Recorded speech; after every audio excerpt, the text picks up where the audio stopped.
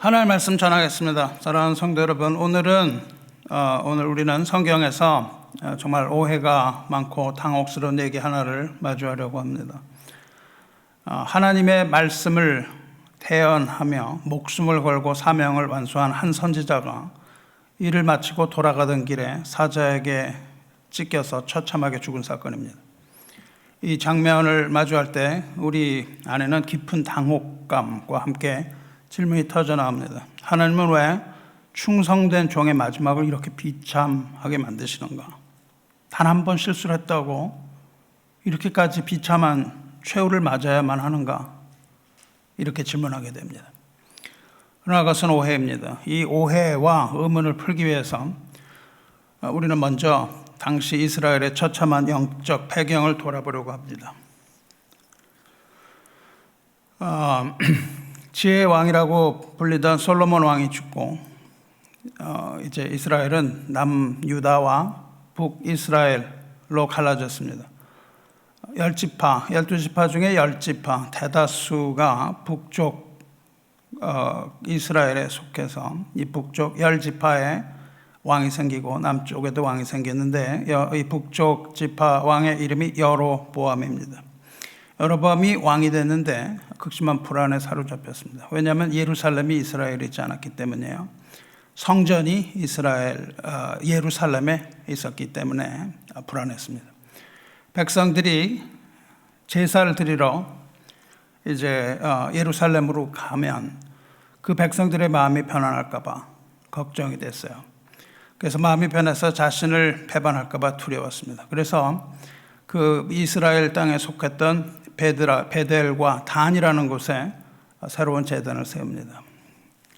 하나님께서 지시하신 곳에 지시하신 방법으로 성전을 세우지 않고 베델과 단이라는 엉뚱한 곳에 자기의 마음대로 성전을 세우고 거기서 예배를 드리게 한 거죠. 이것이 하나님에 대한 배도의 시작이 됩니다. 그렇게 해서 이제 거기서 예배를 드리고 있었습니다. 그리고 우리가 읽은 열왕기 하의 이야기인데 오늘 열왕기 하의 본문을 읽으시면 여러분이 이해하지 못합니다. 왜냐하면 그 전에 있었던 일을 이해하지 못하기 때문입니다.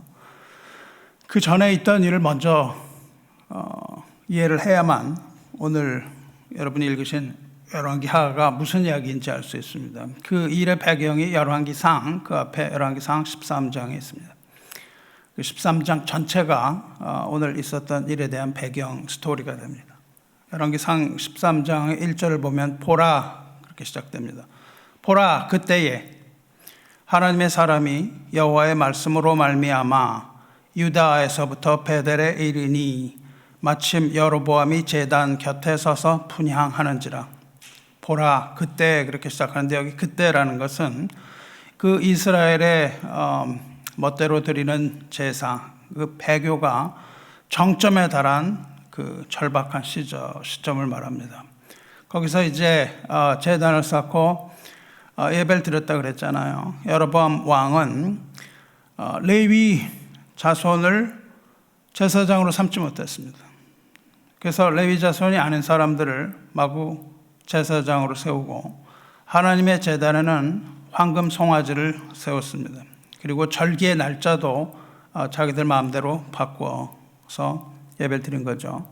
하나님을 섬긴다는 그런 명목 아래 그 형식은 그렇게 빌렸는데 오히려 그것은 무엇이었냐면은 자기 권력을 강화하려던 정치적인 수수였죠. 그것이 크게 달해서 이제 예배를 드릴 때 왕이 직접 나와서 제단 곁에 서서 분향을 하려고 했습니다. 그 제단에서 분향을 하려고 할 때 바로 그때가 지금 여기서 말하는 그때예요. 그때에 제사를 드리려고 하던 그때에 한 사람이 거기에 나타납니다.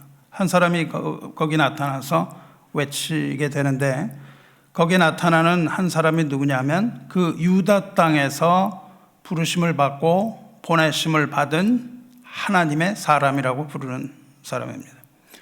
보통 그렇게 하나님의 말씀을 받고 말씀을 전한 사람을 선지자, 나비라고 불렀는데 여기서는 선지자라고 하지 않고 이샤 엘로힘, 하나님의 사람 그렇게 부릅니다. 이게 구별이 돼요. 하나님의 사람 그렇게 구별이 됩니다. 그리고 그 사람의 이름은 알려지지 않습니다. 무명의 한 선지자. 여기서 계속해서 하나님의 사람이라고 이야기하는 그 사람이 거기에 딱 나타나요. 하나님의 사람이라고 한 것은 그가 오직 하나님의 말씀을 대언하여 선포하기 위해서 유단에서 온 사명자라는 것을 강조하기 위한 겁니다.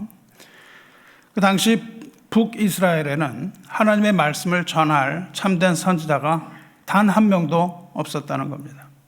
그래서 하나님께서는 유다에 있는 한 사람을 부르셔서 이 배교의 현장에 보내십니다.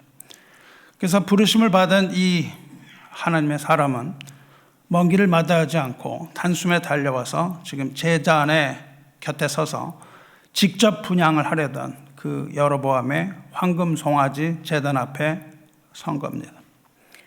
이름 없는 이 하나님의 사람이 제단을 향해서 청천벽력 같은 심판의 말씀을 선포합니다. 그것이 13장 2절입니다.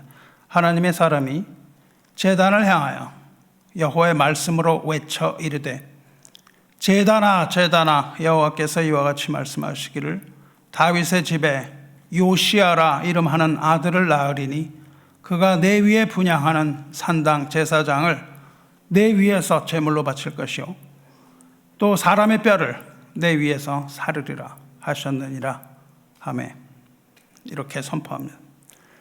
내용의 말씀을 우리가 봐야 됩니다. 하나님의 사람은 여로보암 왕에게 얘기하지 않았습니다. 왕에게 얘기하지 않고 거기 있는 서 있는 제단에게를 향해서 외칩니다. 사람이 듣질 않는 거죠. 사람이 듣지 않으니까 생명체가 아닌 이 제단, 돌단이라도 들어야 한다는 그런 처절한 선포입니다. 여기에 요시아라는 이름이 나옵니다. 요시아라는 이름을 구체적으로 지목을 하면서 이 가짜 제단에서 분향하던 자들이 이제 그 제단 위에서 죽임을 당하게 될 것이다. 그렇게 예언합니다. 여기서 그 제사들은 가짜들 있잖아요. 레위인 아닌 사람들이 맡아서 하려고 했고 왕이 하려고 직접 하려고 했던 그것. 그 사람들이 제단 위에서 죽음을 당하게 될 것이라고 제단을 향하여 2번 외치고 선포합니다. 여기서 사람의 뼈를 제단 위에서 사르겠다 그렇게 얘기를 한 것은 그 제단에 뼈가 살라짐으로써 그 제단이 더럽혀질 것을 얘기합니다. 이것이 오늘 읽으신 열왕기 하에 2번째 더럽혔다는 말 여러분이 이해하시면 여기를 보면 아는 거예요. 그 뼈가 그 위에서 불사름을 당해서 다시는 그 대가 제단으로 사용되지 못하게 하겠다 하는 겁니다. 완전히 더럽혀져서 이것을 완전히 폐쇄할 것이다 그렇게 말합니다. 여기서 뼈를 불태우게 되는데 불태워질 뼈의 주인은 그 사람, 그건 누구냐 하면 바로 그 가짜 대선에서 하나님을 모욕하면서 분향하던 그 거짓 제사장들과 우상 숭배의 앞잡이가 된 모든 위선자들을 말합니다. 거짓 예배를 드리는 자들은 모두 그 제단에서 불태워질 것이다 이렇게 선포합니다. 이것은 비단 그 곳에서만 이야기하는 것이 아니고 오늘날 거짓 예배를 드리는 모든 자들에게 다 해당됩니다. 무서운 선포입니다. 여로보암은 자기의 권좌를 지키기 위해서 제단을 쌓았지만 하나님은 그 제단이 오히려 가짜 종교인들의 뼈가 타오르는 그 심판의 장소가 될 것이다 분명히 말씀을 하셨어요. 그런데 예언이라는 것은 당장 일어나지 않습니다. 그래서 하나님의 사람은 거기서 이 예언이 반드시 성취될 것이다 라고 말하면서 이 예언이 반드시 성취될 것인데 지금은 그 일어날 것에 대한 즉각적인 징조가 지금 일어날 것이다 그렇게 얘기를 합니다. 이제 앞으로 그런 요시아라는 사람이 와서 그렇게 할 것인데 지금 내가 징조를 보게 될 것입니다. 될 것이다 그렇게 얘기를 하는데 그것이 3절 말씀입니다. 그날에 그가 징조를 들어 이르되 이는 여호와께서 말씀하신 징조라. 제단이 갈라지며 그 위에 있는 재가 쏟아지리라 그렇게 말합니다. 곧 이 제단이 바로 갈라질 거다. 그리고 거기 있는 재가 쏟아질 것인데 그것은 그 후에 있을 일에 대한 징조다 그렇게 얘기를 합니다. 그러니까 하나님의 사람이 선포한 이 징조는 물리적으로 재단이 갈라지고 재가 쏟아진다는 것이었습니다. 그 얘기를 딱 왕이 듣고 분노합니다. 그래서 왕이 그 이야기를 하고 있는 하나님의 사람을 손가락으로 가리키면서 그를 잡아라 그렇게 명령을 합니다. 그렇게 명령을 하는 순간 왕의 손이 말라서 굳어버립니다. 그대로 말라버려서 이렇게 돼 있는 거예요. 왕의 권사가 하나님 말씀 앞에서 얼마나 더덥고 초라한 거를 온 세상이 입증하는 그런 압도적인 심판의 현장입니다. 손을 뻗은 채로 그냥 굳어서 왕이 움직이지 못하는 거예요. 뿐만 아니라 그렇게 하고 있는데 하나님의 사람이 예언한 대로 그가 쌓아올린 가짜 예배의 터전이 굉음과 함께 무너져 내리고 재가 쏟아졌습니다. 자기 손이 마르고 제단이 깨져버린 것을 본 여로보암이 이제 이 하나님의 사람에게 간청을 합니다. 청하건대 너는 나를 위하여 네 하나님 여호와께 은혜를 구하여 내 손이 다시 성하게 기도하라. 기도해달라고 얘기를 하는 거예요. 손 다시 풀어질 수 있도록. 그 이야기를 들은 하나님의 사람이 하나님의 은혜를 구합니다. 그러자 굳었던 그의 손이 다시 전처럼 성하게 됐습니다. 여기서 우리는 여로보암의 이 비참한 영적인 실상을 바라볼 수 있습니다. 그는 우리 하나님 이렇게 얘기하지 않고 나의 하나님 그렇게 얘기하지 않고 네 하나님 엘로하이카 이렇게 네 하나님께 은혜를 구해달라고 얘기합니다. 그는 이스라엘의 왕이었고 겉으로는 지금 제단 앞에서 분향하는 그런 종교 지도자의 모습을 하고 있었지만은 정작 하나님과 개인적인 관계가 완전히 끊어진 거예요. 그래서 더 이상 나의 하나님이라고 얘기하지 못합니다. 하나님을 자기의 통치 수단으로 이용을 해온 거죠. 하나님을 자기의 통치 수단으로 이용해온 이 배교자에게 여호와 하나님은 더 이상 기도할 수 있는 대상이 아니었던 거죠. 단지 그냥 기적을 베푸는 신, 그렇지만 나의 하나님은 아니고 다른 사람의 하나님, 그 하나님의 사람의 하나님을 부를 수밖에 없는 영적인 말하자면 고아와 미아와 같은 상태가 된 겁니다. 우리 아버지가 없는 그런 상태인 것이죠. 우리는 아버지라고 부르면서 기도하잖아요. 부를 수 있는 아버지라 부를 수 있는 사람이 없습니다. 그래서 당신 하나님이 내 손을 회복하게 해달라 이렇게 기도합니다. 그리고 손이 회복됩니다. 손이 회복되고 이제 전과 같이 된 왕은 이제 태도를 싹 바꿔요. 태도를 바꿔서 그 하나님의 사람을 집으로 초대하겠다고 그럽니다. 이제 우리 집으로 가자. 그래서 떡을 먹이고 내가 너한테 예물을 주겠다 이렇게 회유합니다.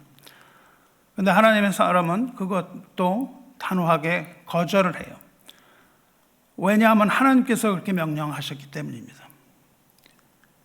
이렇게 말합니다. 왕의 집 절반을 내게 줄지라도 나는 왕과 함께 들어가지도 아니하고 이곳에서는 떡도 먹지 아니하고 물도 마시지 아니하겠다. 이렇게 선포합니다. 하나님이 하지 말라고 하신 걸 하지 않겠다는 거예요. 여러분, 하나님 하지 말라는 걸 하지 말아야 되는 것이죠. 하나님의 금하신 길을 결단코 걸어가지 않겠다 하는 이 하나님의 사람의 위엄과 당당함을 여기서 딱 보여줍니다. 그 9절이에요. 이는 곧 여호와의 말씀이 내게 명령하여 이르시기를 떡도 먹지 말고 물도 마시지 말고 왔던 길로 되돌아가지 말라 하셨음이니라. 이렇게 하나님이 말씀하셨다는 거예요. 그리고 그것을 거절한 후에 다른 길로 가라고 하셨으니까 다른 길로 가고 자기가 베델에서 오던 길로 되돌아가지도 아니하니라.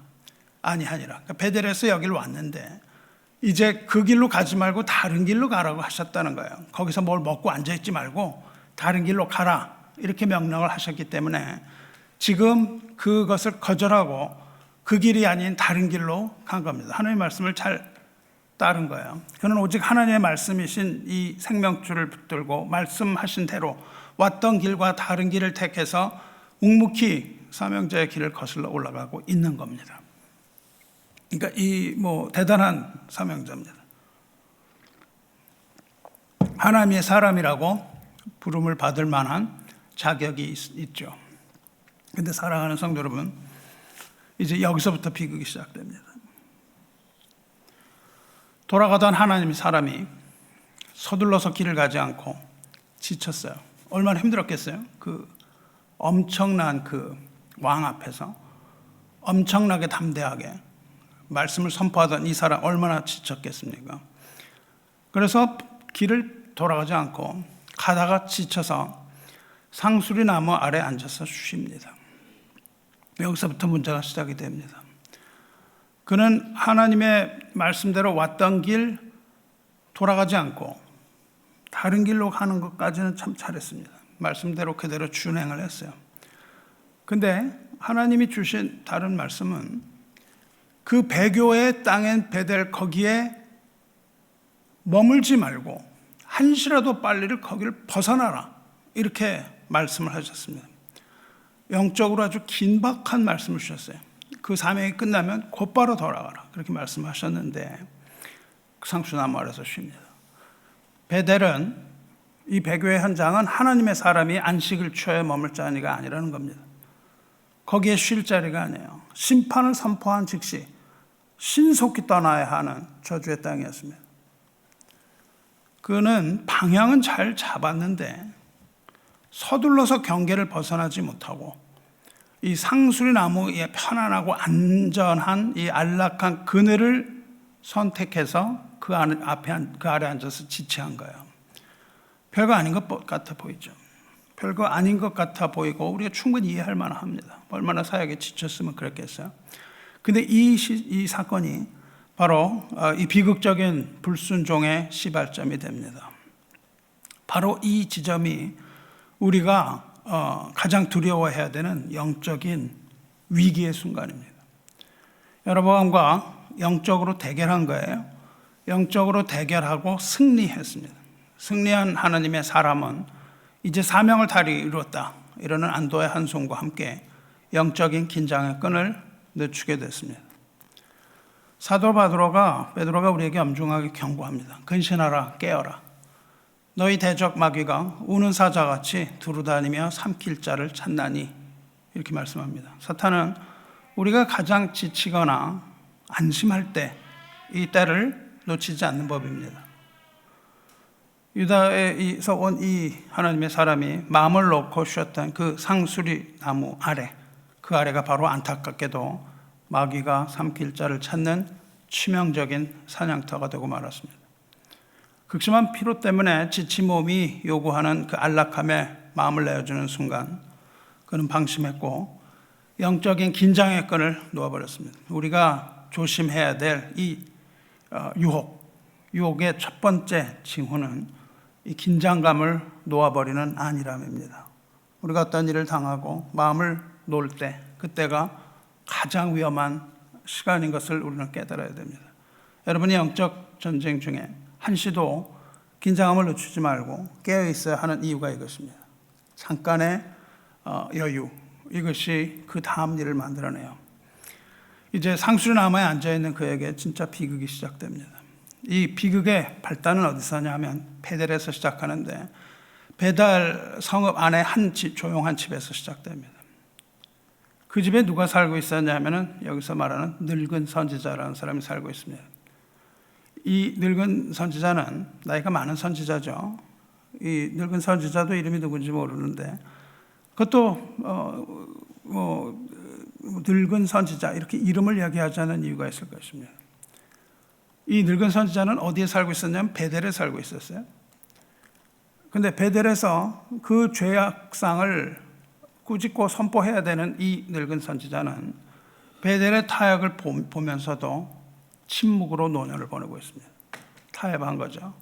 그래서 그는 늙은 선지자, 베델에 사는 선지자, 하나님의 선지자로서 자기의 직무를 다하지 못하고 타협한 선지자입니다. 어느 날 소문을 듣습니다. 아들들이 돌아와서 이야기를 합니다. 그 제단 곁에서 엄청난 일이 일어났다. 제 아들들이 돌아와서 그냥 흥분한데 목소리로 막아보지 않게 얘기를 한 거죠. 이 선지자 한 사람이 나타나서 지금 여로보암 왕의 손을 마르게 했고 제단이 깨지고 난리가 났습니다. 유다에서 온 이름 없는 선지자가 왕의 면전에서 심판을 막 외쳤습니다. 이 놀라운 일, 이거를 이야기를 합니다. 이 늙은 선지자는 그 이야기를 들어요. 엄청난 이야기를 딱 듣습니다. 아들들의 이야기를 듣자마자 늙은 선지자는 서둘러서 나귀에 안장을 맵니다. 그리고 하나님의 사람을 추격하기 시작합니다. 하나님의 떠난 길, 그 길을 추격하기 시작해요. 하나님의 사람을 만나려고 하는 거예요. 그 길을 재촉해서 막 달려갑니다. 그 달려가던 늙은 선지자가 한 곳에 이르러서 딱 멈춰 섭니다. 늙은 선지자가 멈춰선 그것이 어디냐면, 늙은 선지자가 멈춰서 본 것이 뭐냐면 바로 그 무거운 짐 내려놓고 상수리 나무 아래에서 쉬고 있던 하나님의 사람인 거죠. 하나님의 사람이 거기 앉아서 쉬고 있었기 때문에 이 늙은 선지자가 추격하여 그 하나님의 사람을 만나게 된 것입니다. 만약에 급히 길을 갔으면 만날 기회도 없었겠죠. 그런데 그 길을 쉬고 있는데 이 늙은 선지자가 갑니다. 그 늙은 선지자는 이제 인자한 얼굴로 그 하나님의 사람에게 다가가서 조심스럽게 묻습니다. 먼저 확인을 해요. 그대가 유다에서 온 하나님의 사람이냐?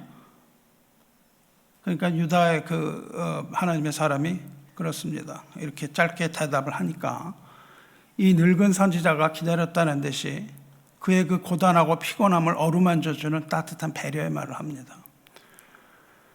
13장 15절에 그가 그 사람에게 이르되 나와 함께 집으로 가서 떡을 먹으라 이럽니다. 이 늙은 선지자가 이제 우리 집에 가서 밥 먹자 이렇게 얘기를 하는 거예요. 지쳐서 있는 그 하나님의 사람한테. 근데 하나님의 사람은 그것도 딱 거절합니다. 단번에 거절을 해요. 대답하되 나는 그대와 함께 돌아가지도 못하겠고 그대와 함께 들어가지도 못하겠으며 내가 이곳에서 그대와 함께 떡도 먹지 아니하고 물도 마시지 아니하리니 이는 여호와의 말씀이 내게 이르시기를 내가 떡도 먹지 말고 물도 마시지 말며 또 내가 오던 길로 되돌아가지 말라 하셨음이로다. 하나님의 말씀 그대로 기억하고 있습니다. 떡 먹지 말고 어디 가서 물 먹지 말고 오던 길로 돌아가지 말라. 그러니까 나는 내 길을 가겠다 이렇게 얘기를 합니다. 여기까지 완벽합니다. 하나님의 말씀 그대로 준행하고 있어요. 아무 유혹에도 넘어가지 않습니다. 하나님의 사람은 늙은 선지자의 이 정감 어린 호감보다 하나님의 말씀 딱 따랐어요. 근데 여기서 늙은 선지자가 최악의 강력한 무기를 꺼내듭니다. 뭐라고 딱 그러냐면 나도 그대와 같은 선지자라 이렇게 얘기합니다. 나도 선지자야. 그러면서 뭐라 그러냐면 이것이 바로 하나님 사람을 무방비로 만든 강력한 무기였습니다. 뭐라 그러냐면 천사가 여호와의 말씀으로 내게 이르기를 그를 내 집으로 데리고 돌아가서 그에게 떡을 먹이고 물을 마시게 하라 하였느니라 이렇게 말했다는 거예요. 나도 너 같은 선지자인데 천사가 나한테 와서 너 데려다가 물 마시게 하고 떡 먹게 해라 했어 이렇게 얘기했답니다. 그리고 거기에 딱 단서가 붙어 있습니다. 이는 그 사람을 속임이라. 속였다는 거예요. 천사가 그런 말 한 적이 없다는 겁니다. 천사가 그런 말 한 적이 없는데 지금 나도 선지자다라고 얘기를 하면서 천사가 나한테 그렇게 하라고 얘기했다 이렇게 얘기했다는 거예요. 늙은 선지자의 이 다정한 목소리는 결코 그 지친 동역자를 향한 호의의 말이 아니었던 거죠. 속였습니다. 속여서 자기 집으로 데려가려고 하는 거예요. 이제 뭘 하려고 하냐면 하나님의 사람이 하나님의 말씀을 준행하지 못하도록 유혹하는 겁니다. 이것은 하나님의 사람을 무너뜨리기 위해서 사탄이 던진 치명적인 미혹이었고 속임수였습니다. 도대체 이 늙은 선지자는 왜 그랬을까요? 이 늙은 선지자는 왜 속임수를 쓰면서까지 이 동역자인 하나님의 사람을 미혹해서 망하게 하려고 했을까요? 그 인자한 웃음 뒤에 감추어진 그 거짓의 무서운 그 진실이 도대체 뭐였을까요? 이제 가장 뼈아픈 그 실책이 여기서 일어납니다. 하나님의 사람은 그 말을 듣습니다. 나도 너와 같은 선지자다. 하나님이 나한테 이렇게 말씀하셨어 하는 그 거짓말을 믿어버립니다. 하나님의 사람은 그래서 오던 길로 되돌아가지 않고 되돌립니다. 길을.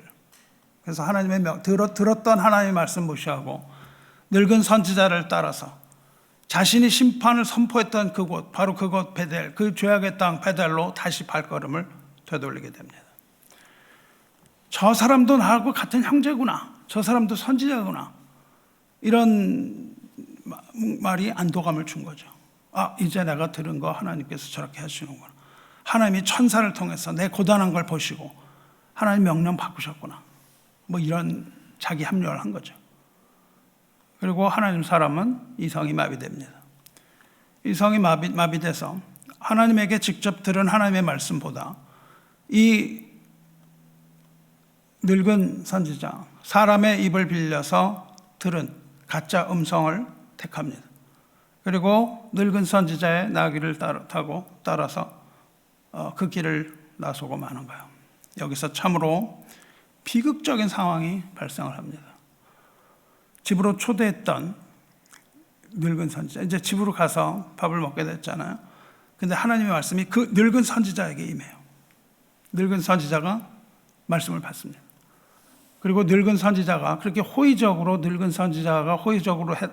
대하던 늙은 선지자가 태도를 싹 바꿉니다. 얼굴을 싹 바꿔요. 그러면서 뭐라고 그러냐면, 늙은 선지자가 복잡해. 늙은 선지자, 하나님의 사람, 다 따라오시죠. 하나님의 사람, 늙은 선지자가 하나님의 사람에게 이야기합니다. 내가 여호와의 말씀을 어기며 내 하나님 여호와께서 내게 내리신 명령을 지키지 아니하고 돌아와서 여호와가 너더러 떡도 먹지 말고 물도 마시지 말라 하신 곳에서, 자기 집이죠, 떡을 먹고 물을 마셨으니 내 시체가 내 조상들의 묘실에 들어가지 못하리라. 얼굴 싹 바꿔가지고 하나님의 사람에게 이런 심판의 말을 퍼붓습니다. 얼마나 두렵습니까? 조금 아까 그 자리에서 여로보암에게 심판을 선포했던 그 하나님의 사람에게 이제 심판의 말씀이 선포되는 거예요. 그것도 자기를 대접하겠다고 초대한 그 늙은 선지자 입을 통해서 그 심판이 선포됩니다. 이제 떡과 물을 마신 하나님의 사람이 다시 거기를 떠나요. 길을 다시 떠납니다. 길을 가던 이 하나님의 사람 앞에 갑자기 사자가 나타납니다. 사자는 단번에 이 하나님의 사람을 찢어 죽입니다. 한때 하나님을 말씀을 외치며 제단을 흔들었던 이 하나님의 사람의 몸이 길바닥에 버려진 처량한 신세가 되고 만 겁니다. 단 한 번의 실수로. 여러분, 이 처참한 광경을 보면서 여러분 어떻게 생각하세요? 하나님의 일을 위하여 목숨을 걸고 달려온 이 사명자, 이 사명자의 최후가 좀 쉬었다고, 또 그 말에 속아서 갔다고, 그것 때문에 고작 길가에서 사자의 먹이가 돼야 됩니까? 반면에 이 후배를 속여서 죽음에 이르게 한 늙은 선지자는 평안히 제 집으로 돌아갔습니다. 이게 도대체 어떻게 된 거예요? 이것이 과연 우리가 믿는 공의의 하나님이 하시는 일입니까? 이제 우리는 이 당혹스러운 죽음을 딱 보고 그 현장에 남겨진 그 흔적들, 이거를 수사관의 눈으로 봐야 됩니다. 도대체 무슨 일이 일어났는가? 이거를 본격적으로 추적하면서 이 비극 뒤에 숨겨진 하나님의 엄중하고도 오묘한 뜻을 하나씩 찾아가 보려고 하는 거예요. 우리는 먼저 홀로 이 배교의 땅, 베델을 살면서 철저한 영적 치료를, 베델에 가서 영적 전투를 치렀던 이 하나님의 사람, 이 하나님의 사람의 그 고독한 영혼을 좀 돌아봐야 됩니다. 이 사람은 세상을 진동시키는 그런 감동적인 그런 사명을 감당했습니다. 그러나 우리가 그 사람의 마음속에 들어가면 세상은 그를 알아주는 것이 아니죠. 이름도 없습니다. 이면에는 아무도 알아주지 않는 거예요. 아무도 알아주지 않는 이 치명적인 고독이 있었습니다. 그리고 그의 지친 육체가 있었죠. 그 일을 목숨을 바쳐서 그 일을 했거든요. 그 얼마나 지쳤겠어요. 육체가 지쳤습니다. 결국 그의 사명은 한순간의 안일함 때문만은 아니고 그 인간의 따뜻한 위로 한마디에 무너져 내렸습니다. 그 위로 한마디가 무너져 내린 거예요. 거짓 위로가 우리가 조심해야 되는 겁니다. 거짓 위로 한마디, 다 괜찮을 거야, 아무 물 없어, 여기서 뭐가 어때? 이 한마디가 그를 완전히 무너뜨려 버린 거예요. 성경이 왜 그의 이름을 기록하지 않았을까요? 그는 그 사람이 대표하기 때문입니다. 그 사람이 특별한 누군가가 아니라 오늘날 이 진리의 시대를 살아가는 저와 여러분, 모든 사람의 자화상이기 때문에 그렇습니다. 여러분이 바로 이름 없는 하나님의 사람일 수 있다는 거예요. 아무 이름도 없습니다. 우리가 뭘 하는데 이름이 없어요. 세상에 알려지지도 않고요. 우리가 모든 일 하는 건 너무너무 아는 것도 없고 고독하고 지칩니다. 지친 그에게 떨어진 무기가 뭐냐면 나도 너와 같은 선지자라는 거예요. 이 말은 고독함과 피곤함을 파고드는 아주 치명적인 위로였어요. 거짓된 위로였습니다. 사실 저한테도 이런 달콤한 유혹의 소리들이 많이 들려왔어요. 농담 반 진담 반으로 사람들이 뭐라 그러냐면요, 이 보스턴 지역은 목회자의 무덤이다 그렇게 부릅니다. 목회자의 무덤이에요. 뭘 할 수가 없는 데입니다. 뭘 비전을 가지고 내가 뭘 하겠다 그러면 이 자리를 빨리 떠야 돼요. 보스턴에서 뭘 할 수 있는 게 없습니다. 그러면서 뭐라고 하냐면 굳이 뭐가 이렇게 진을 빼냐? 진을 뺀다고 뭐가 돌아와? 사람들 있다가 1년 있다 떠나고 조금 했는데 뭘 그렇게 진을 빼고 그 사람들을 뭐 섬기고 그래. 그냥 적당히 있다가 보내고 또 오면 하고 그렇게 하라고 얘기하는 거죠. 적당히 사역하라 이런 목사들이 있는 거야. 건강도 생각해라 뭐 이러는 거죠. 또 저한테 뭐라고 하냐면 당신을 보니까 좀 큰 곳에서 목회를 해야 되지 않아? 이렇게 얘기를 합니다. 큰 곳에 나가서 목회해야 되지 않겠냐? 이런 이야기를 하는 거죠. 근데 목회 현장은 우리가 정하는 게 아닙니다. 내가 정하는 게 아니에요. 하나님이 있으라고 하시는 데 있는 겁니다. 복음이 막 일어나는 곳에 가면은 목회도 편한 거죠. 사람도 많고요. 또 한인 목회를 우리가 제가 처음부터 그런 생각이 있었던 건 아니지만 한인 목회를 하려면 이렇게 한국 사람들 많은 데가 있어야 당연한 거죠. 뉴욕에 가고 말이죠. LA에 가고 이게 아주 상식적인 거 아니겠어요? 그런 기회도 여러 번 있었습니다만은 하여튼 복음이 일어나는 곳에 있으면은 목회가 편하다고요.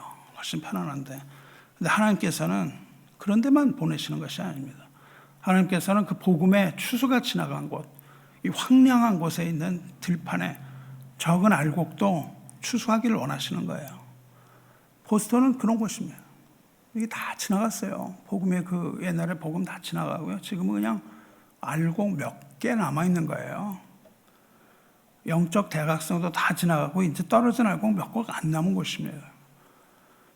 근데 그게 문제가 아닌 것이죠.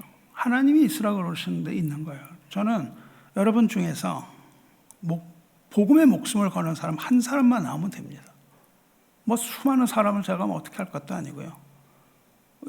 여러분이 말씀을 듣고 이 교회에서 양육받아서 복음의 목숨을 걸 수 있는 사람 한 사람, 정말 하나님을 위해 충성할 수 있는 사람, 소비자로 살아가는 그런 사람들 말고 육체 이것에 빠져 살아가는 말고 영적인 사람, 거듭난 사람, 정말 하나님을 위하여 충성할 수 있는 이런 단 한 사람을 구할 수가 있다면 그래서 저는 사명이 완수된다고 믿습니다. 동료라는 이름으로 말이죠. 다가와서 마음을 흔드는 거예요. 마음을 흔드는 이 미혹은 오직 말씀의 빛으로만 철저히 분별을 할 수가 있는 겁니다. 우리가 가장 경계해야 될 가장 위험한 함정은 멀리 있는 대적이 아닙니다. 마귀의 대적은 얼마든지 우리가 이길 수 있습니다. 그것이 아니라 옆에서 속삭게 되는 타협의 목소리입니다. 옆에서 목소리를 하는 거예요. 그러면서 나도 목사다. 그렇게 얘기를 하는 거죠.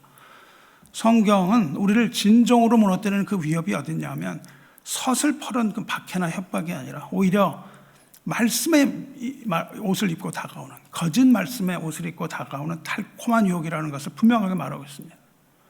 거짓 선지자들을 삼거나 양의 옷을 입고 너희에게 나오나 속에는 노략질하는 일이라 이렇게 말합니다. 무슨 말을 해요?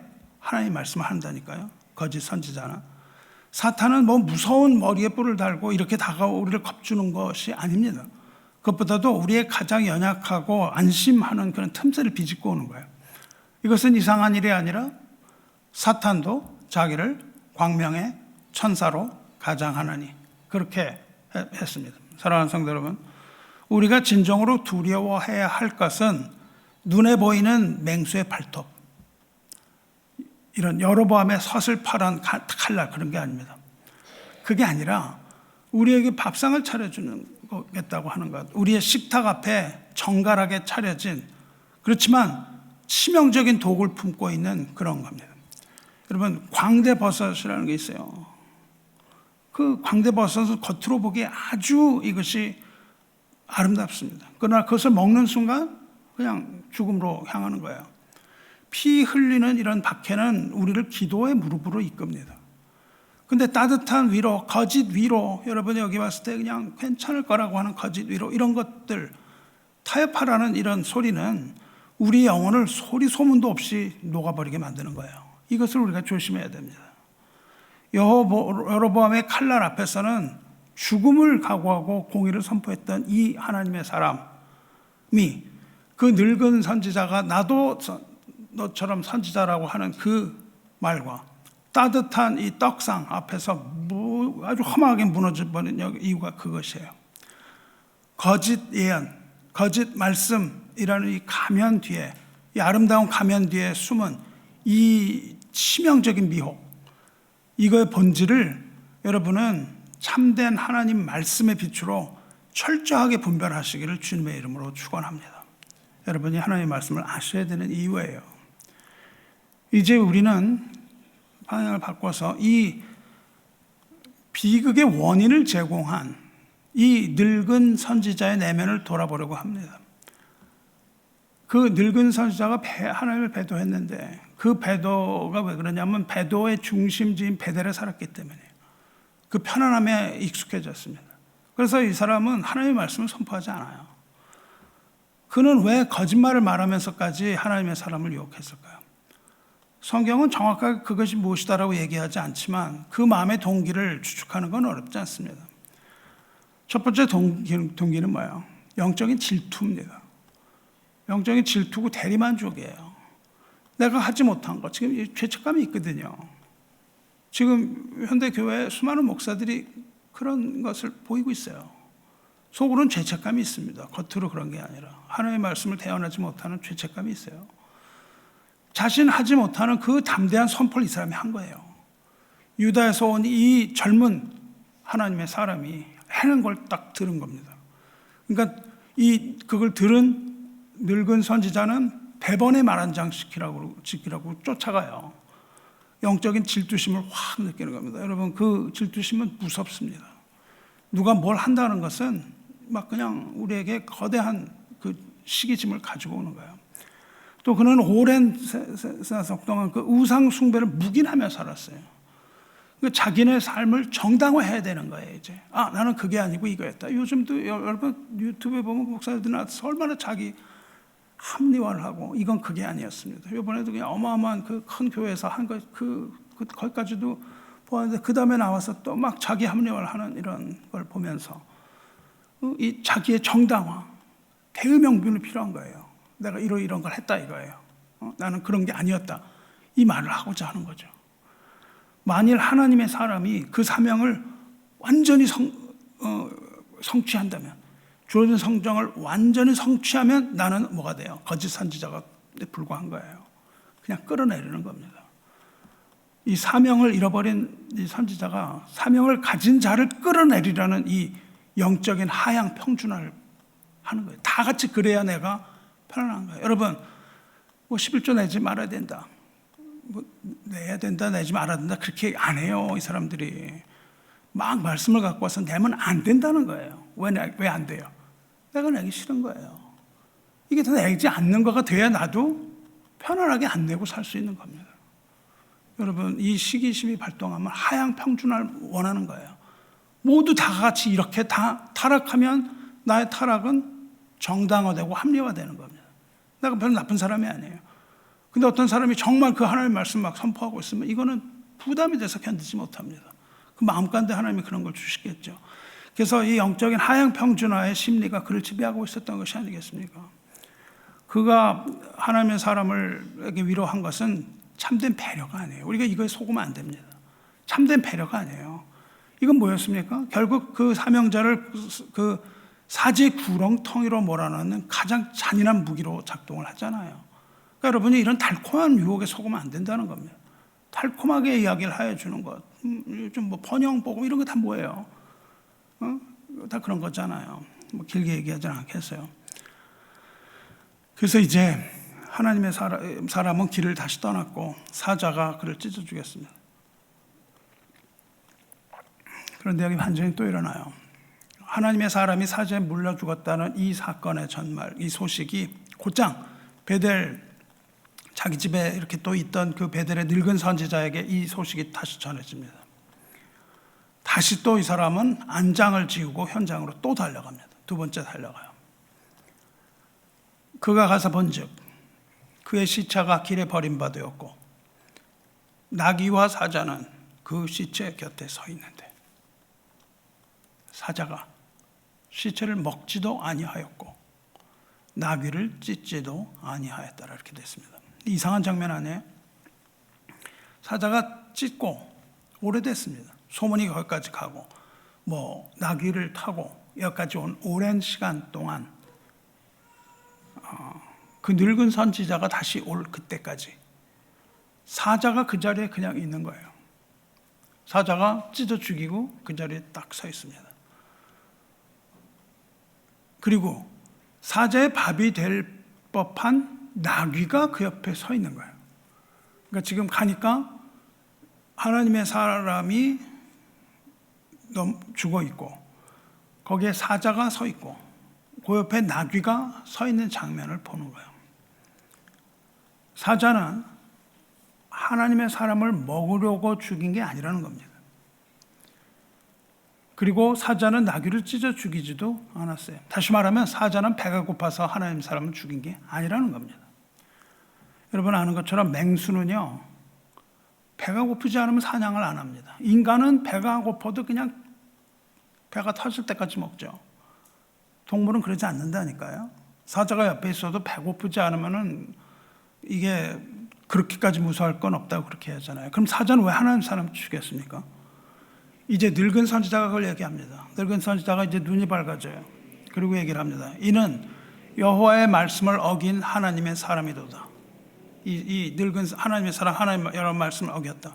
여호와께서 그에게 하신 말씀과 같이 여호와께서 그를 사자에게 넘기심에 사자가 그를 찢어 죽였다. 이거는 이 죽음이 사자의 배고픔 때문이 아니라 하나님의 명령에 대한 심판의 집행자로서 사자가 쓰임 받았다는 거예요. 즉 사자는 하나님의 심판 도구로서 고용된 집행관이었다는 겁니다. 그래서 사자는 하나님의 명령을 받은 그 임무, 이 선지자를 죽이라는 그 임무만 딱 실행을 하고 그 외의 행동은 철저하게 통제를 받는 겁니다. 뭐 찢어 죽이거나 막 흔들거나 뭐 나귀를 죽이거나 이런 걸 안 했다는 거예요. 반대로 뒤집어서 얘기를 하면 이 사자는 하나님의 사람을 죽인 후에 그 시체를 들짐승 이런 것들로부터 보호하는 경호원 같은 모습도 같이 하고 있는 거예요. 딱 죽이는 그 일만 하고 그 자리를 딱 지킵니다. 안 그러면 그냥 달려와갖고 막 시체를 물어 뜯겠죠. 오히려 근데 이 두 가지 모습을 우리가 보는 거예요. 하나님이 명령하신 대로 배가 고파서 먹은 게 아니라 딱 죽이고는 그 자리에 계속 서 있는 거예요. 시체를 지키는 모습을 봅니다. 옆에 나귀도 죽이지 않고. 다시 말하면 그 하나님의 사람의 죽은 시체가 하나도 훼손되지 않고 보존됐다는 것을 뜻합니다. 뜯어먹힌 적이 없어요. 하나님께서는 비록 이 불순종한 종의 생명은 거두셨지만 이 사자의 본능을 억제하면서 시신을 보존하시는 겁니다. 시신을 보존하시고 그의 입술을 통해서 선포된 그 하나님의 말씀이 진실이라는 것을 온 이스라엘에 선포하시는 겁니다. 이 장면을 본 늙은 선지자가 회개합니다.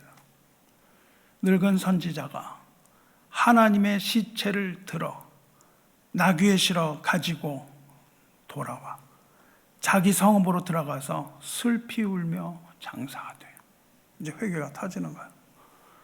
슬픔과 회한 속에서 이 늙은 선지자는 하나님의 사람의 시신을 정성껏 수습을 합니다. 그래서 시신을 자기의 나귀에 실어서 베델 성읍으로 돌아가서 장사 지낼 준비를 마칩니다. 그리고 온전하게 보존된 그 시체를 자기가 들어갈 묘에 안치합니다. 그러니까 이 시신을 가서 자기가 들어갈 곳에 안치를 해요. 곧 그의 시체를 자기의 묘실에 두매 무리가 그를 위하여 슬피 울며 이르되 오호라 내 형제여 아니라 그래요. 형제라고 불러요. 오호라 내 형제여 이렇게 통곡을 하면서 그 시체를 애도합니다. 이 묘실 안을 가득 채운 소리는 오호라 내 형제여 오호라 내 형제여. 자기의 죄를 회개하고 하는 이 통곡은 그냥 슬픔의 어떤 조사가 아니었던 겁니다. 이것은 이제 그 비겁한 침묵, 선지자로서 비겁했던 그 침묵, 이 배교의 도성 이 베델에 안주하던 자신을 향한 절규인 거죠. 본인을 향한 거죠. 그리고 이 신실한 이 사명자를 죽음으로 몰아넣은 자기의 그 거짓된 기만적인 행위에 대한 처절한 참회의 통곡인 거죠. 차갑게 식은 그 형제의 시신 앞에서 이 늙은 선지자가 완전히 깨집니다. 늙은 선지자가 완전히 깨지고 이제야 비로소 하나님의 말씀을 맡은 자로서 진정한 자기의 정체성을 회복합니다. 선지자의 정체성을 딱 회복해요. 그래서 묘실 바닥에 엎드려서 하나님의 긍휼을 구합니다. 늙은 선지자는 이제 거짓 선지자의 가면을 벗어 던집니다. 거짓 선지자의 가면을 벗어 던지고 다시금 하나님의 말씀을 대언하는 선지자의 정체성을 회복합니다. 그는 동역자를 실족하게 했던 그 과거를 뼈저리게 참회하면서 이 유다에서 온 하나님의 사람이 선포했던 그 말, 그 심판의 메시지가 반드시 이루어질 것이라고 다시 선포를 합니다. 온 성읍에 이 선지자가 한 예언이 반드시 이루어질 것이다 라고 하면서 다시 예언자로서의 자기의 사명을 회복합니다. 그리고는 이제 늙은 선지자가 죽게 되는데, 늙은 선지자가 죽기 전에 마지막 유언을 해요. 그 사람을 장사한 후에 그가 아들들에게 말하여 이르되, 이제 장사를 다 마치고 아들들한테 유언을 해요. 유언하면서 뭐라고 그러냐면 내가 죽거든 하나님의 사람을 장사한 묘실에 나를 장사하되 내 뼈를 그의 뼈 곁에 두라. 그 사람의 뼈가 있는데 그 사람 뼈 옆에 자기 뼈도 묻으라는 거예요. 늙은 선지자는 이제 가족으로 받아들이는 거예요. 이거 뭐 부부 합장한다는 얘기 들어도 이게 모르는 사람하고나 합장하라는 게 말도 안 되는 거잖아요. 늙은 선지자는 가족의 예로서 자기를 하나님의 사람과 함께 합장해달라 이렇게 유언을 하는 겁니다. 이제 죽어서도 이 신실한 사명자 뼈 곁에 머물면서 하나님의 은혜의 줄기를 붙들겠다는 거예요. 이 선지자, 이 하나님의 사람이 누군지를 안 거예요. 이 옆에 내 뼈를 묻어달라 이렇게 이야기를 합니다. 이로써 두 사람은 이 배도의 땅 그 묘실에 나란히 누운 뼈들로 남게 된 것입니다. 이것이 이야기의 전모입니다. 그리고 이제 오늘 읽은 열왕기하 23장으로 넘어오는 거예요. 오늘 여러분이 읽으신 부분이 이겁니다. 여기에 300년의 갭이 있습니다. 지금 말씀드린 이거로부터 300년이 딱 지나요. 이 뼈가 안정되고 300년이 지납니다. 300년의 긴 세월이 흐르고 300년 후 이 베델의 가증한 산당들 앞에 한 사람이 나타납니다. 한 사람의 왕이 나타나는데 그 사람의 이름이 뭐냐면 요시야 왕이에요. 이 하나님의 사람이 예언했던 요시야가 300년 후에 정말로 나타납니다. 정말로 나타나요. 요시야가 누구냐면 성경 역사에서 가장 경건하고 하나님을 기쁘시게 했던 왕입니다. 오늘 읽은 그 요시야 23장에 뭐라고 되어 있냐면 요시야와 같이 마음을 다하며 뜻을 다하며 힘을 다하여 여호와께 돌이킨 왕은 요시야 전에도 없었고 후에도 이와 같은 자가 없었더라. 성경이 최고의 찬사를 하는, 성경의 최고 찬사를 받았던 왕입니다. 그리고 300년 전 하나님의 사람이 예언했던 그 이름입니다. 요시야가 여기 나타나서 성전을 수리하고 우상을 파괴하고 또 하나님의 말씀을 찾고 유월절을 올 그 뒤에는 유월절을 지키게 하고 그러면서 개혁의 칼을 휘두릅니다. 종교 개혁의 칼을 휘둘면서 배교의 제단들을 다 부셔요. 그렇게 하다가 베델에 딱 도착한 곳이 오늘 그 대목입니다. 그렇게 개혁을 하다가 이제 베델에 딱 도착을 해요. 베델에 도착한 요시야 왕이 지나다가 우거진 숲을 사이에 서 있는 그 비석을 하나 발견하는 거예요. 비석을 하나 발견하고 곁에 있는 무슨하게 묻습니다. 저게 뭐냐 이거예요. 요시야가 이르되 내게 보이는 저것은 무슨 비석이냐 물으니 성읍 사람들이 그에게 말하되 유다에서 와서 왕이 베델의 제단에 대하여 행하신, 그 왕은 이제 여로보암이죠. 왕이 베델의 제단에 대하여 행하신 이 일을 미리, 그러니까 여로보암이 했던 그 제단에 했던 거를 이제 숙정하는 그 일, 이런 일이 있을 것이라는 것을 미리 예언했던 하나님의 사람의 묘실이다, 이렇게 얘기를 해요.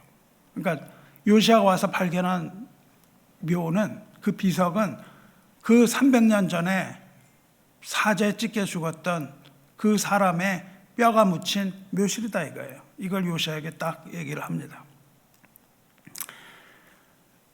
그 300년이라는 풍파 속에 묘비는 사라지지 않고 보존이 되어 있는 거예요.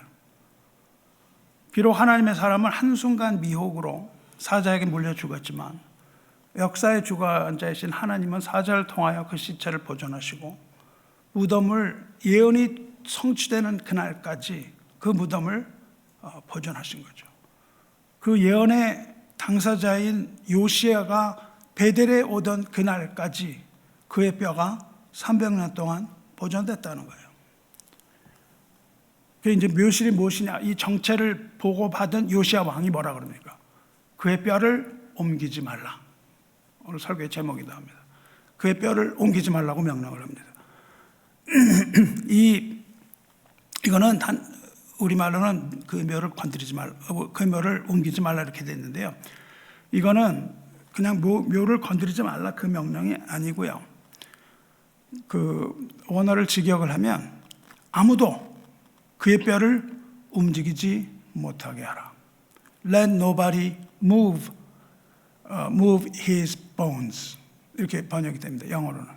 원어도 그런 겁니다. 아무도, no one, 어느 누구도 그의 뼈를 움직이지 못하게 하라.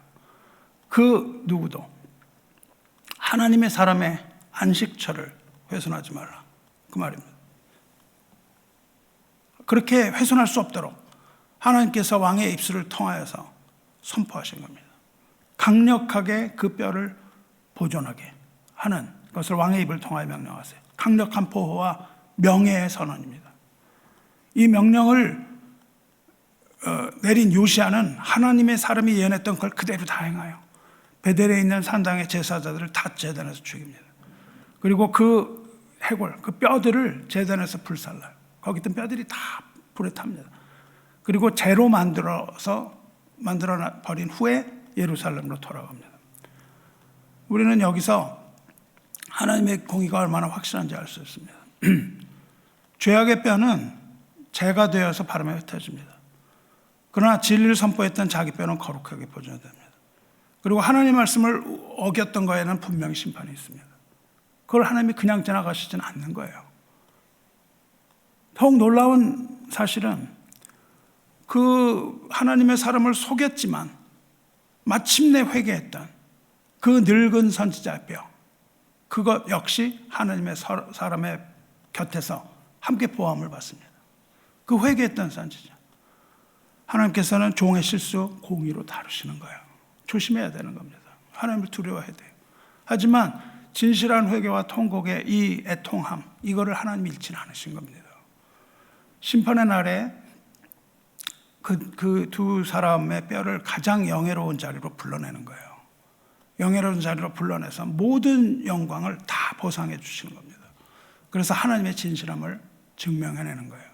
하나님을 위하여 그 하나님의 명령대로 했던 그 모든 것은 하나님이 다 영예로 돌려주시지만 그 실수는 하나님이 거기에 대한 엄중한 문책을 하시는 겁니다. 그것이 사자에 찢겨주는 모습으로 나타납니다. 할렐루야. 생각하건대 현재의 고난은 장차 우리에게 나타날 영광과 비교할 수 없도다. 할렐루야. 하나님께서 이렇게 영광으로 갚으시는 거예요. 성도 여러분, 뼈가 보존이 돼요. 이 뼈가 보존되는 이 사건은 참된 인류의 죄를 지고 십자가 위에서 죽으신 예수 그리스도의 영광으로 연결이 되는 거예요. 요한복음 19장 36절에 이 일이 일어난 것은 그 뼈가 하나도 꺾이지 아니하리라 한 성경을 응하게 하려 함이라. 하나님은 하나님의 공의를 선포하는 자를 결코 그냥 두지 않으시는 거예요. 십자가의 고난 속에서도 그리스도의 뼈가 하나도 꺾이지 않았듯, 또 이름 없는 이 하나님의 사람의 뼈가 옮겨지지 않았다라는 것은 이 이름 없는 성도가, 저와 여러분이 주를 위하여 당하는 이 수고와 고독과 힘든 이런 삶과 하나님의 삶을 사려고 발버둥치는 이 것들, 이런 모든 흔적들이 하나님의 손 안에서 온전하게 보존되고 있다는 것을 뜻합니다. 이 주님 다시 오시는 그날까지 이것을 주님은 붙들고 계시는 거예요. 죽음이라 할지라도 그것을 어떻게 하지 못하는 겁니다. 그 죽음이 최후의 심판이 아니거든요.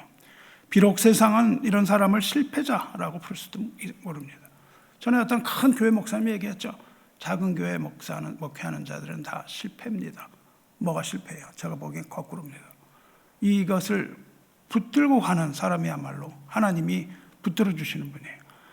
우리의 뼈를 보존하시는 하나님을 끝까지 신뢰하시기 바랍니다. 성도 여러분, 여러분이 이 땅을 살아갈 때 두 종류의 거대한 영적인 파도를 넘어야 됩니다. 하나는 여러분 신앙을 꺾으려는 시도예요. 신앙을 꺾으려는 세상의 서슬퍼런 핍박, 협박 이런 거예요. 여러분이 당하고 있는 무슨 어려움들, 재정적인 어려움, 또 건강의 어려움 이런 것들, 또 이런 것들이 다 우리를 꺾으려는 겁니다. 그런데 또 한 가지 주의해야 되는 것인데, 이거는 뭐냐면 여러분을 진리에서 떠나가게 하는 교묘한 거짓 미혹입니다. 이 두 가지 위험 모두 승리한 사람이 거의 없습니다. 둘 중에 하나에 다 넘어갔어요. 손으로 꼽을 만큼 찾기 힘듭니다. 하지만 여기 두 사람을 생각할 수 있습니다. 우리가 믿는 이 신앙, 이걸 니케아 신조라는 데서 정했는데요. 그때 이 니케아 신조를 수호하면서 정통교리를 지킨 인물 중에 하나가 아타나시우스라는 사람이 있습니다. 평생 5번 유배를 당했어요. 근데 굴복하지 않았습니다. 로마 황제는 군사력을 동원해서 그를 체포하려고 했는데 그에게 있어서 죽음이라는 위협은 아주 일상적인 거였어요. 매일매일 당하는 것이었습니다. 하지만 그는 굴복하지 않았습니다. 근데 그에게 미혹도 있었어요. 당시에 이 늙은 선지자처럼 동료라고 하면서 접근했던 아리우스라는 사람이 있었습니다. 이거는 아리우스는 이단이에요. 근데 당시에는 동료라고 그러면서 나도 같은 선지자라 이런 식으로 얘기한 거죠. 그러면서 아주 합리적이고 부드러운 타협안을 제시합니다. 용어 하나만 바꾸면 된다 이렇게 했어요. 철학적인 용어 하나만 바꾸면 평화가 온다. 그리고 교회는 연합을 할 수 있다 이런 거예요. 교회 연합이라는 건 옛날부터 내려오던 미혹입니다. 연합할 수 있다. 그리고 황제하고 화해를 해라. 그게 당신의 성도들을 보호하는 길이다. 이렇게 얘기를 합니다. 얼마나 그럴듯해요, 둘 다. 근데 그러면서 수많은 동료 감독들이 다 그를 막 설득을 했습니다. 이렇게 하라고. 그러나 그는 대항을 합니다. 그때 뭐라고 그러냐면 온 세상이 당신을 반대하는데 왜 그래요? 그 사람이 그럽니다. 온 세상이 나를 반대하면 나는 온 세상을 다 반대하겠다. 세상이 뭐라 해도 나는 하나님의 말씀밖에 없다. 이렇게 얘기를 하는 유명한 말로 응수합니다. 이 사람은 논리의 미혹 속에 숨은 그 본질적인 불순종을 간파한 거예요. 합리화한 것. 결국 진리를 끝까지 지킵니다. 이렇게 한 또 한 사람인데 그 사람은 누구냐면 15세기 체코의 종교개혁가였던 얀 후스라는 사람입니다. 체코슬로바키아 사람입니다. 로마 교황은 이를 이단으로 정죄하고 죽이려고 했어요. 그러나 그는 굴복하지 않습니다. 어느 날 굴복하지 않으니까 어느 날 그 신성 로마 제국의 황제였던 지기스문트 컨스탄스라는 사람이 컨스탄스 공의회에 참석하라고 그래요. 거기에 참석하면 잡아 죽이려고 합니다. 그래서 거기에 참석하면 신변 보상해 주겠다. 그러니까 황제가 보장하겠다는 거예요. Safe conduct. 안전한 통행권을 주겠다. 이렇게 얘기했어요. 유인해서 죽이려고 하는 음모였습니다. 근데 옆에 있던 목사가 황제가 약속을 했으니까 안전하다. 가서 대화를 하면서 이걸 풀자. 이렇게 안심을 시켰어요. 후스는 그것이 함정인 걸 알았습니다. 그것이 함정을 알면서도 그러나 설령 내가 죽더라도 진리를 선포하겠다. 사도 바울 같죠. 바울 성령이 거기 가면 죽겠다고 죽을 거라는 걸 알면서 서둘러서 거기 가잖아요. 그런 일사각오의 심정으로 나갑니다. 결국 황제는 그 약속을 어기고 체포했습니다. 그리고 후스를 감옥에서 회유합니다. 감옥에서 회유하고 이 말 네가 취소하면 살려주겠다 이렇게 얘기를 해요. 그러나 그 마지막 그 달콤한 말까지 단호히 거절합니다. 그리고 화형대에서 찬송을 부르면서 죽었습니다. 그 약속, 그 거짓 늙은 선지자가 했던 그 약속, 거짓 속임수에 속아서 영혼을 팔지 않은 거죠. 영혼을 팔지 않고 그 약속의 허구성을 뚫고 진리 향해서 목숨을 던졌습니다. 그럼 얀 후스의 뼈는 어떻게 됐을까요? 하나님의 사람의 뼈는 보존이 되었는데 얀 후스의 뼈는 어떻게 됐을까요? 보존이 됐을까요?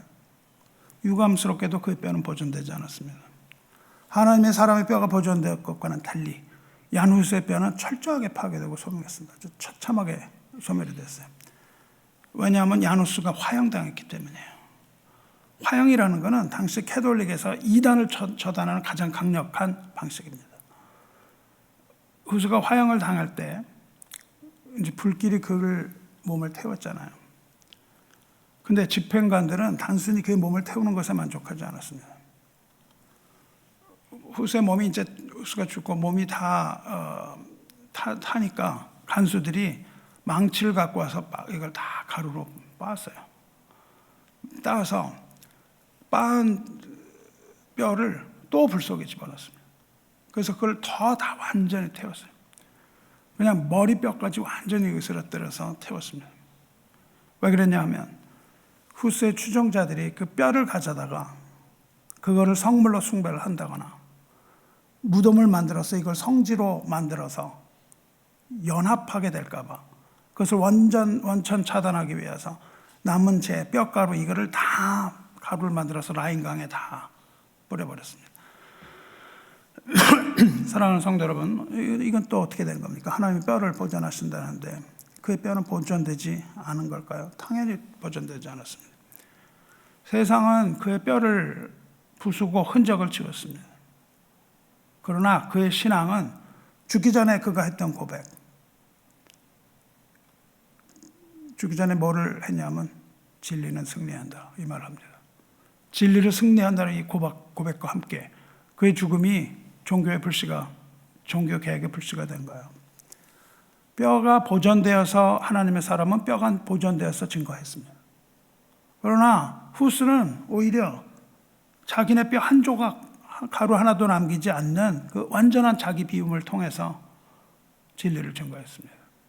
물리적으로 어떤 일이 일어났다는 건 중요한 것이 아닙니다. 후스를 화형대로 끌고 가는데 이 사람들이 어떻게 했냐면 사제복을 입혔어요. 사제복을 억지로 입힌 다음에 사제복을 억지로 벗겼습니다. 무슨 뜻이냐면 사제권을 박탈한다는 의미였어요. 당신이 이제 사제가 아니다. 당신은 하나님의 사람이 아니다. 그러면서 옷을 벗겼습니다. 그리고 그 머리에 고깔을 씌웠습니다. 머리 고깔에는 뭐라고 씌웠냐면 이단의 괴수다 이렇게 썼어요. 이단의 괴수다. 그리고 거기다가 마귀 3마리를 그려놨습니다. 마귀 3마리를 그려놓고 이단의 괴수라고 하면서 고깔을 씌웠어요. 그랬더니 얀 후스가 외칩니다. 주님은 나를 위해서 가시면류관을 쓰셨는데 내가 이 가벼운 고깔 하나 못 쓰겠냐. 그러면서 그걸 딱 쓰고 갑니다. 그리고 거기 가니까는 턱 밑까지 장작을 쌓았어요. 그리고 집단을 막 쌌습니다. 이때까지도 집행관이 회의를 합니다. 지금이라도 철회하면 살려주겠다. 그리고 마지막 미혹의 손길을 냈는데 이것도 거절합니다. 횃불이 장작에 닿습니다. 연기와 불길이 순식간에 확 치솟았어요. 그래서 불길이 온몸을 휘감는 고통 속에서 얀 후스 얘기하죠. 나를 못 박을 필요 없다. 그 불 속에서 이길 힘을 하나님이 나에게 주셨다. 그렇게 말해요. 박지 마라. 그리고 후스는 거기서 큰 목소리로 찬송을 부릅니다. 뭐라고 불렀냐면은 주님을 불러요. 다윗의 자손 예수여 나를 불쌍히 여기소서. 이걸 부르면서 죽습니다. 그 목소리는 불길 속에서 뚜렷하게 들렸는데 바람이 확 불어서 그 얼굴에 불길이 그 얼굴을 완전히 태울 때 그때 이제 찬송 소리가 줄어들고 기도하는 입술만 이렇게 움직이는 걸 봤다 그래요. 그리고 그게 이제 딱 멈춥니다. 이것이 그 죽음의 결말이에요. 근데 얀 후스가 죽음에서 남긴 말이 있습니다. 100년 후에 백조가 나타날 것이다 그렇게 말합니다. 비록 얀 후스의 음성은 불길 속에서 한 줌의 재가 되어서 강물에 다 뿌려졌지만은 그가 지키려고 했던 진리의 뼈, 그거는 수백 년 만에 세월을 뚫고 부활합니다. 이것이 종교개혁의 영광스러운 초석으로 보존이 되는 거예요. 세상은 그의 흔적을 지우려고 했습니다. 뼈까지도 다 갈아서 없애려고 그랬어요. 그러나 하나님은 그의 중심을 역사의 지문으로 남기시는 것이죠. 사랑하는 성도 여러분, 오늘 히브리서 보면요, 우리에게 가장 큰 구원의 확신이 있다고 얘기를 해요. 그러면서 뭐라 그러냐면 하나님은 불의하지 아니하사 너희 행위와 너의 이름을 위하여 나타낸 사랑으로 이미 성도를 섬긴 것과 이제도 섬기고 있는 것을 잊어버리지 아니하시느니라 그렇게 말합니다. 하나님이 그렇게 성도를 섬기는 것 잊어버리지 않으신다는 거예요. 기억하신다는 겁니다. 이 약속의 말씀처럼 하나님의 공의는 결코 불의한 것이 아닙니다. 성도가 주를 위하여 흘린 그 이름 없는 눈물, 여러분이 흘리는 그 눈물과 땀방울, 하나님을 위하여 헌신하는 그 땀방울과 눈물, 이거는 하나도 빠뜨리지 않고 하나님께서 다 기억하고 계시다는 겁니다. 비록 유다에서 온 하나님의 사람이 한순간 미혹에 빠져서 비극적인 죽음을 맞이했다 할지라도 하나님은 그가 처음 제단에서 보였던 그 담대함, 그 뜨거운 헌신, 그 본질을 결코 잊지 않으셨다는 거예요. 종의 실수는 하나님의 공의의 지팡이로 훈계하십니다. 이건 피할 수 없는 거예요. 회개한다고 되는 게 아닙니다. 실수와 배도는 하나님께서 판단하시는 겁니다. 그러나 그가 지키려 했던 이 사명의 뼈, 이거는 은혜의 손길로 하나님께서 영원히 보존하시는 겁니다.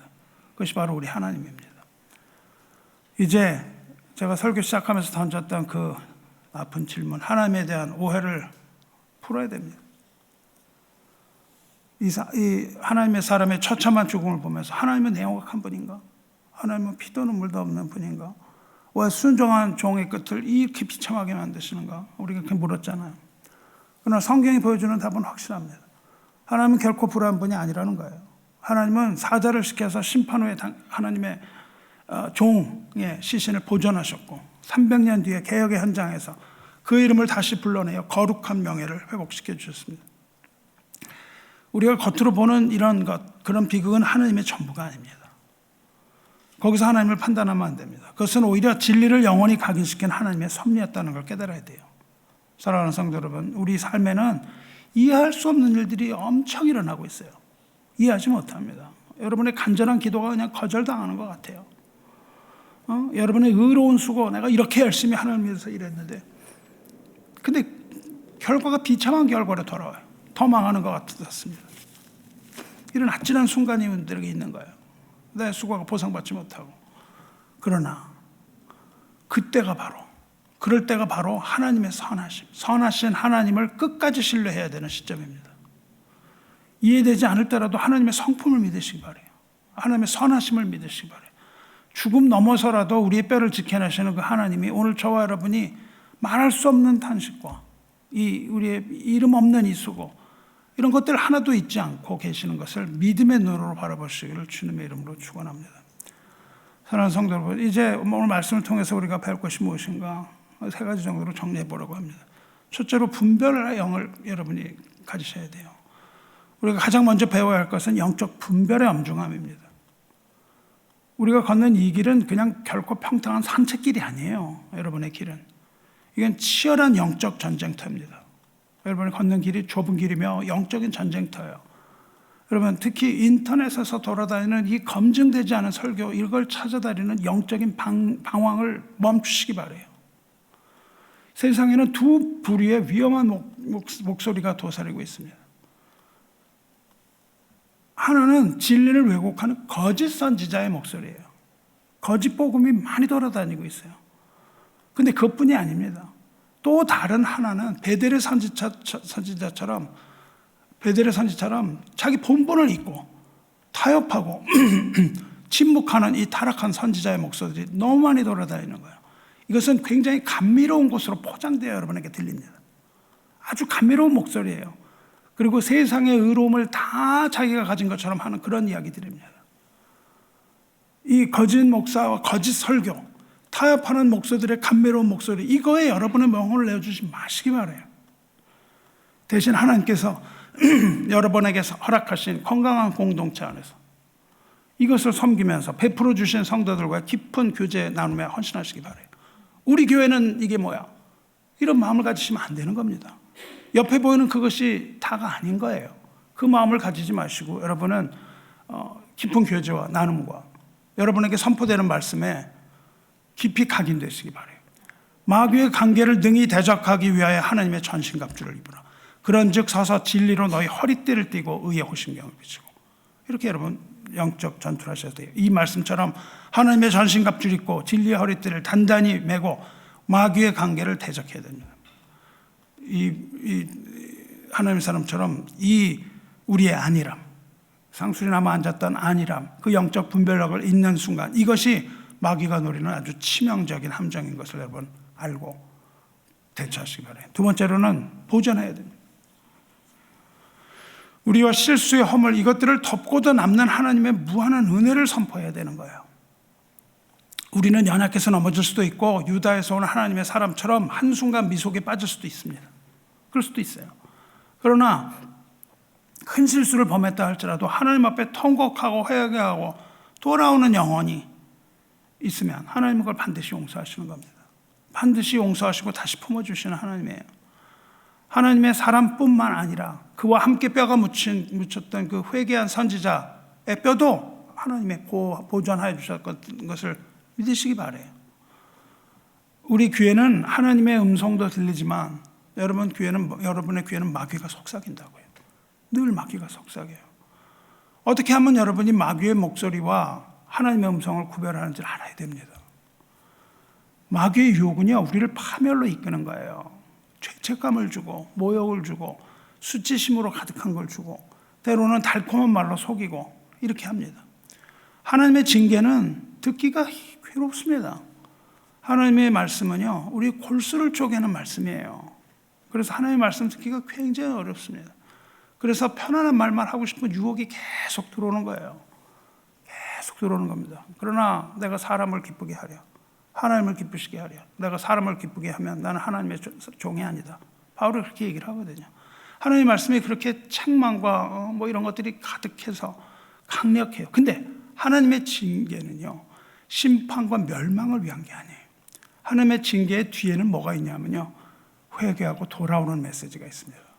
그게 하나님 앞에 주어지는 거예요. 사랑의 부르심으로 마치는 것, 이걸 여러분이 분별해야 되는 겁니다. 실수와 수치의 뒤에 숨으면 안 돼요. 지금 즉시 우리가 하나님 앞에 내려놓고 회개함으로써 하나님이 약속하신 이 보존의 영예를 회복하시기를 주님의 이름으로 축원합니다. 세 번째는 인내해야 돼요. 신앙은 한순간의 열정이 아닙니다. 끝까지 견디는 오래 참음이에요. 특히 신앙의 연수가 오래될수록 교회 오래 있는 분들, 또 목사를 오래 하는 사람들 조심해야 됩니다. 이 선지자 이름이 뭐였죠? 늙은 선지자예요. 우리가 나이가 들어갈수록 늙어질수록 정말 우리의 마음이 완악해지고요, 그렇게 되기가 굉장히 쉽습니다. 이 베델에서 늙은 선지자처럼 영적인 야성을 잃어버리는 거예요. 그리고 안락함과 타협에 주저앉기 쉽다는 사실을 알아야 됩니다. 정말 우리가 끝까지 가기가 너무 어렵습니다. 여러분 교회를 보세요. 젊을 때 그렇게 열정적으로 복음을 전하던 목사님들이 나이 들어서 어떻게 된 건지 그 영적인 분별력을 잃어버리고 하나님 앞에 주저앉고 많은 이 늙은 선지자. 그래서 우리는 조심해야 되는 것이죠. 하나님, 내가 하나 주님 보러 가는 날까지 내가 그렇게 되지 않도록 해주십시오. 이거를 우리가 기도해야 되는 거예요. 나이가 들어갈수록 지혜가 늘어가긴 멀치게가 늘어가요. 이마가 노시돼가고 말이죠. 목은 점점 곧아가고 하나님 말씀이 들리지도 않는 거죠. 이렇게 되기 굉장히 쉽습니다. 조심해야 되는 거예요. 나이가 들수록. 저는 나이가 든 분들한테 복음 전하기가 쉬울 줄 알았어요. 죽음을 앞에 두고. 전혀 그렇지 않습니다. 점점 완악한 마음으로 굳어가는 것이 인간의 본성이에요. 이게 늙은 선지자를 보면 안 되는 거예요. 그래서 우리는 하나님의 말씀에 게을러서는 안 되는 겁니다. 게으르지 아니하고 믿음과 오래 참음으로 말미암아 약속들을 기업으로 받는 자들을 본받는 자 되게 하려는 것이라고 오늘 본문 말씀에 있잖아요. 하나님이 기억을 하시는데 게으르지 아니하고 믿음과 오래 참음으로 말미암아 약속들을 기업으로 받는 자들을 본받는 자가 되라 말씀하시는 거예요. 이 말씀처럼 성도는 결코 게으르지 말아야 됩니다. 여러분 게으르면 안 돼요. 약속의 기업을 향해 끝까지 달려야 되는 거예요. 흔들리지 말고 성도의 진정한 가치가 뭐예요? 이 땅에서 성공을 하고 말고가 아닌 거예요. 일시적인 성공이 아니고요. 성도의 가치는 뭡니까? 하나님의 말씀을 사수하면서 끝까지 뛰는 겁니다. 끝까지 쓰러지면 안 되는 겁니다. 오래 참음에 충성해 있는 겁니다. 우리가 선을 행하다 낙심하지 말지니 포기하지 아니하면 때가 이르되 거리리라 말씀하셨어요. 우리 앞에 이 사자 같은 위협과 미혹이 막 도사리고 있는 겁니다. 그러나 꺾이지 않는 그리스도의 뼈, 완전히 보존된 이 그리스도의 뼈를 우리가 의지하면서 완주하는 거예요. 마라톤 선수가 관중의 환호가 쏟아지는 그 초반의 질주, 거기선 쉬워요. 막 사람들이 막 이럴 때는 쉽다고요. 근데 나중에 사람들 다 앞서지고 혼자 뛰는 거, 아무도 보지 않는 이 고독한 구간에서 끝까지 발을 내딛는 이가가 쉽지 않습니다.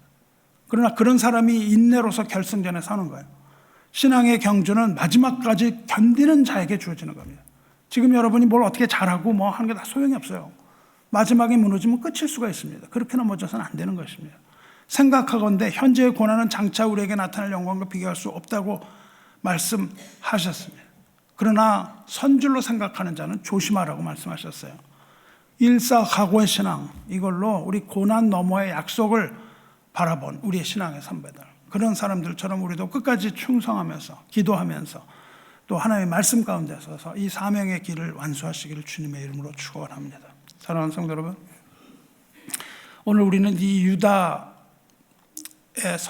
하나님의 사람을 보았고 아타나시우스도 보았고 야누스도 보아서 이 사람들을 통해서 우리에게 주신 하나님의 음성을 들었습니다. 이제 우리는 세상의 교묘한 거짓을 말씀의 빛으로 분별하고 또 우리의 허물조차 덮으시는 하나님의 그 신실한 보존하심을 신뢰하시기 바라요. 그리고 늙은 선지자처럼 안일함에 주저하지 말고 부르심의 길을 끝까지 완주하면서 인내하면서 완주하시기를 주님의 이름으로 축원합니다. 말씀 맺겠습니다. 하나님은 저와 여러분의 수고를 결코 헛되게 하지 않으시는 겁니다. 땅에 떨어지는 것은 하나도 없어요. 십자가에서 주님의 뼈가 꺾이지 않으므로 우리에게 영생을 주셨던 것처럼 세상이 부수려고 해도 결코 부서지지 않는 저와 여러분의 신실한 뼈가 있는 겁니다. 이 신실한 뼈는 다음 세대를 살리는 거룩한 이정표가 되는 겁니다. 300년 후가 그렇게 되는 것이죠. 야누스처럼 100년 후에 그렇게 되는 겁니다. 가루가 되어서 강물에 흩어진다 할지라도 뼈를 보존하시는 이 하나님과 함께 끝까지 충성하면서 이 약속의 기업을 누리는 복된 성도가 되시기를 주님의 이름으로 축원합니다. 기도하겠습니다. 역사의 주관자이시며 백성의 뼈마디 하나하나까지 보존하시는 거룩하신 하나님 아버지, 오늘 우리는 베델의 제단 앞에서 심판을 외쳤던 그 이름 없는 하나님의 사람과 그의 비극적 죽음 너머에 숨겨진 하나님의 오묘한 섭리를 마주하였나이다.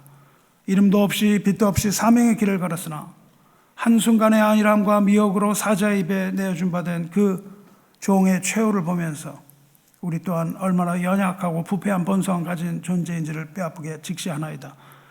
자비로우신 주님, 우리가 걷는 이 길이 결코 평탄한 산책로를 걷는 길이 아니라 치열한 영적인 전쟁터의 길인 것을 기억하게 하여 주시옵소서. 대적마귀가 우는 사자와 같이 삼킬 자를 찾는 이 험한 세상 속에서 우리의 지혜나 의지로 분별하려 하지 않게 하여 주시고 오직 기록된 하나님의 말씀의 빛으로만 거짓의 미혹을 걷어내게 하여 주시옵소서. 베델의 늙은 선지자와 같이 그러한 안락함에 젖어서 타협하며 영적인 야성을 잃어버리게 하지 마시고 끝까지 부르심의 자리를 사수하는 신실함을 우리에게 더입혀 주시옵소서. 비록 우리가 넘어지고 실수한다 할지라도 300년의 세월을 뚫고 이름 없는 그 하나님의 사람의 뼈를 보존하셔서 요시아의 개혁 현장에서 그 이름을 영광스럽게 하신 그 은혜를 우리도 믿습니다. 우리의 수고와 눈물 하나도 잊지 않아 하시는 하나님의 공의가 있기에 우리는 낙심하지 않고 꺾이지 아니하는 그리스도의 뼈를 의지하며 남은 경주 완수할 수 있음을 고백합니다. 이제 우리의 남은 생애가 주님의 주권적인 손길 아래 온전히 보존되기를 간절히 원하오며 십자가에서 그 뼈가 꺾이지 아니하심으로 우리의 구원을 영원히 확증하신 우리 주 예수 그리스도의 이름으로 기도드리옵나이다. 아멘. 이제